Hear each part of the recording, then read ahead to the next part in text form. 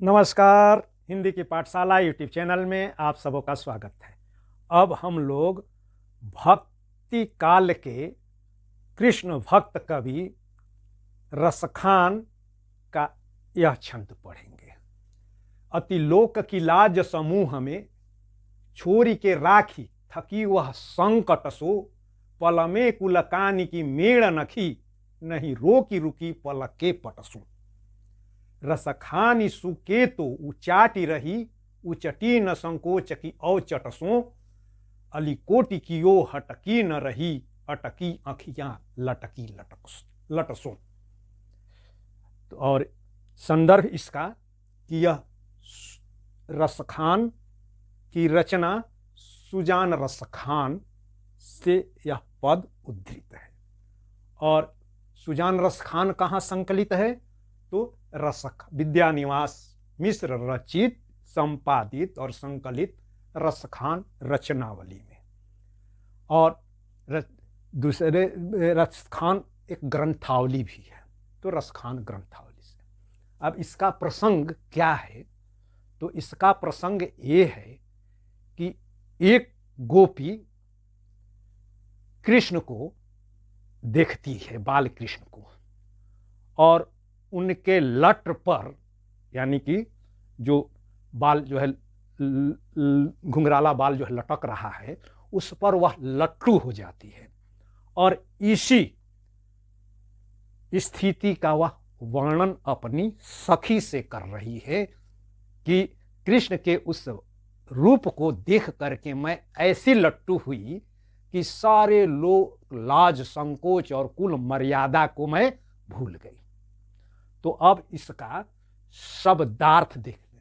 तो शब्दार्थ का मतलब अति माने अत्यंत, लोक माने संसार, की लाज समूह में छोड़, यानी कि छोड़ करके, राखी थकी वह संकट सो, सरल ही है, पल में कुलकानी, पल माने क्षण भर में, कुलकानी यानी कि कुल की मर्यादा, कुलकानी यानी कुल की मर्यादा, मेड़, मेड़ का मतलब जो दो खेतों के बीच में जो पगडंडी होती है, जिसे एक तरह से वह जो डिवाइडर होता है कि यह खेत उनका है, रमेश जी का है, और यह जो है सुरेश जी का है, तो वह मेड़ है। या पानी को या बांध को रोकने, पानी के बहाव को रोकने के लिए भी खेतों के बीच में पगडंडी बना दी जाती है। तो नखी, मेड़ माने पगडंडी, और नखी यानी कि न रोक सकी, लांघ गई, रोकी रुकी पलके, पलके यहाँ पर जो है यमक अलंकार होगा, आगे देखेंगे।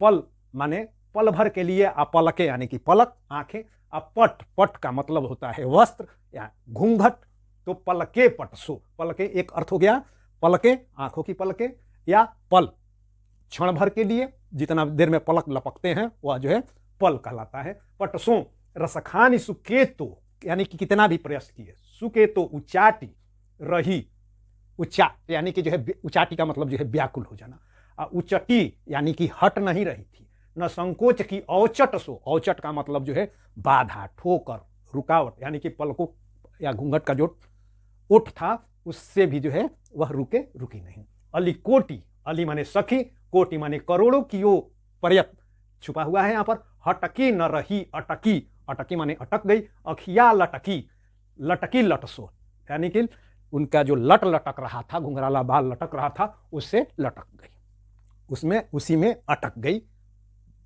तो अब सरलार्थ और व्याख्या। तो प्रसंग हो गया कि एक गोपी अपनी सखी गोपी से कह रही है कि हे सखी,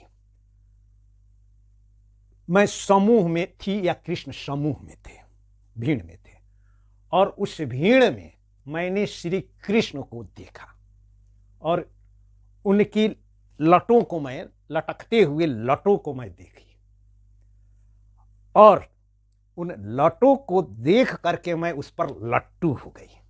और क्या किया कि अतिलोक की लाज समूह में, समूह में वे थे, कृष्ण थे या वो गोपी थी, तो समूह में कि छोरी के राखी अतिलोक की लाज, यानी कि लोक लाज को मैं छोड़ दी,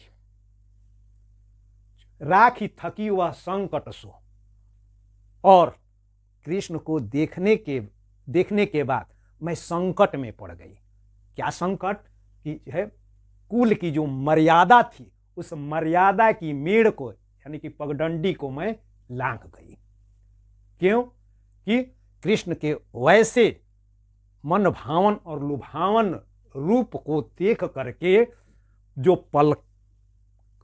जो मैंने घूंघट जो है डाल रखा था, उस पट, घूंघट के उस पट को, वह घूंघट का पट भी उसे रोक नहीं सका। यानी कि मैंने घूंघट उठा दिया, भरी भीड़ में घूंघट उठा दिया। और घूंघट जो होता है औरतों का एक तरह से आभूषण होता है, तो वह क्या हो गई कि जो है अपने मुखड़े पर से जो है घूंघट हटा दिया। और इस तरीके से उसने जो लोक लाज और जो है कुल की जो मर्यादा थी, वह मर्यादा क्या हो गई? छीन हो गई, बिखर गई। मर्यादा की बांध को उसने तोड़ दिया। और यह उसके लिए एक तो कह रही है कि वह मेरे लिए संकट की स्थिति आ गई। रसखान कभी कहते हैं कि बस इतना ही नहीं, कितना भी जो है मैंने प्रयास किया, उचाटी रही, उचटी न संकोच की औचट सो। यानी कि मेरी आंखें जो है उचट ही नहीं रही थी यहां से, यानी कि वहां से हट ही नहीं रही थी। उचटी न संकोच की औचट सो, यानी कि ये जो है संकोच, यानी कि लज्जा का जो संकोच का जो बाधा है, यानी कि जो अवरोध है, यानी कि लज्जा और संकोच जो है हमें कुछ करने से रोक देता है कि लोग क्या कहेंगे, क्या देखेंगे। तो उस स्थिति में संकोच का जो है अवरोध भी मुझे रोक नहीं सका। लाख करोड़ों प्रयास मैंने किया है सखी, किंतु मेरी आँखियां जो बाल कृष्ण की जो है लटें जो लटक रही थी, उसी में जो है अटकी रही। यानी कि मैं एक टक उनको निहारते रही। सारी लोक लज्जा और मान मर्यादा की जो पगडंडी थी, जो अवरोध था, उस अवरोध को मैं लांघ गई। तो ये हो गया इसका सरलार्थ और भावार्थ। तो इसका जो है केंद्रीय भाव क्या है? तो कृष्ण के मनोहारी रूप पर गोपी लुब्ध हो गई है, लट्टू हो गई है। इसी का वर्णन रसखान करते हैं कि यानी कि जो है जब भक्त हो या प्रेमी हो, अगर उससे एकनिष्ठ और अनन्य प्रेम अगर जब हो जाए, तो वह लोक लाज की जो मर्यादा होती है, जो बांध होता है, वह भी उसे रोक नहीं पाता है। तो और अब इसमें जो है विशेष क्या है? तो एक तरह से अनन्य भक्ति या एकनिष्ठ प्रेम का जो है वर्णन किया गया है, ब्रजभाषा में है।